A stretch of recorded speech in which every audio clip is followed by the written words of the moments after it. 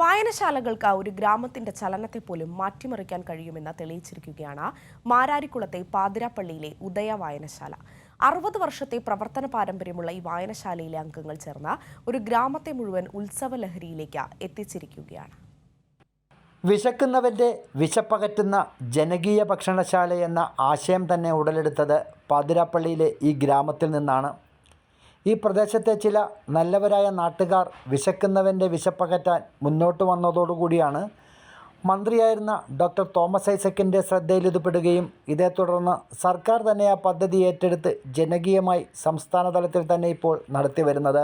ജനകീയ ഭക്ഷണശാലയുടെ ആശയം തന്നെ ഉദിച്ചത് ഉദയയുടെ ഒരു പശ്ചാത്തലത്തിൽ നിന്നുകൊണ്ടാണ്. ജനകീയ ഭക്ഷണശാല, അതുപോലെ തന്നെ നമ്മൾ മനോരോഗികളെ ചികിത്സിക്കുന്ന ഒരു കേന്ദ്രം, അതുപോലെ സഹായ ജാലകം, ഒരുപാട് ജാലകങ്ങൾ നമ്മളിവിടെ തുറന്നിട്ടുണ്ട്. അപ്പോൾ ഇതെല്ലാത്തിൻ്റെ ആശയങ്ങൾ വരുമ്പോൾ ഇതിനു വേണ്ടിയിട്ട് 100% ഡെഡിക്കേഷനായിട്ട് നടപ്പിലാക്കാനായിട്ട് ഒരു പറ്റം ചെറുപ്പക്കാർ. ഇപ്പോൾ ഉദയ വായനശാല എന്ന ഈ ചെറിയ കൂട്ടായ്മ വിവിധ പദ്ധതികളുമായി ഒരു ഗ്രാമത്തിൻ്റെ തന്നെ മുഖച്ഛായ മാറ്റുകയാണ്. 60 വർഷങ്ങൾ പൂർത്തിയായ കാലഘട്ടത്തിൽ പൊതുവായ ഒരു തീരുമാനം അങ്ങനെ വന്ന് നമുക്കിത് വിപുലമായിട്ട് ആഘോഷിക്കണമെന്ന്.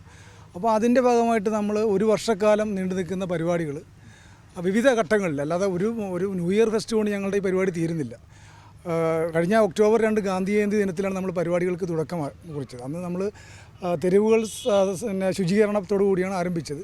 അതിനുശേഷം നമ്മൾ ഓരോ ഘട്ടങ്ങളിലായിട്ട് നമ്മൾ ക്രിസ്തുമസിന് കരോൾ, വനിതകളുടെ നേതൃത്വത്തിൽ 200 പേരുടെ ഒരു കരോൾ ഉണ്ടായിരുന്നു.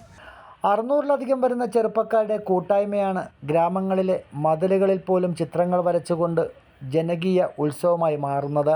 മാലിന്യങ്ങൾ നീക്കം ചെയ്തും ചിത്രം വരച്ചും ഒരു ഗ്രാമത്തെ തന്നെ എങ്ങനെ ജനകീയമാക്കി മാറ്റാമെന്ന് കാണിച്ചു തരികയാണ് ഈ വായനശാല.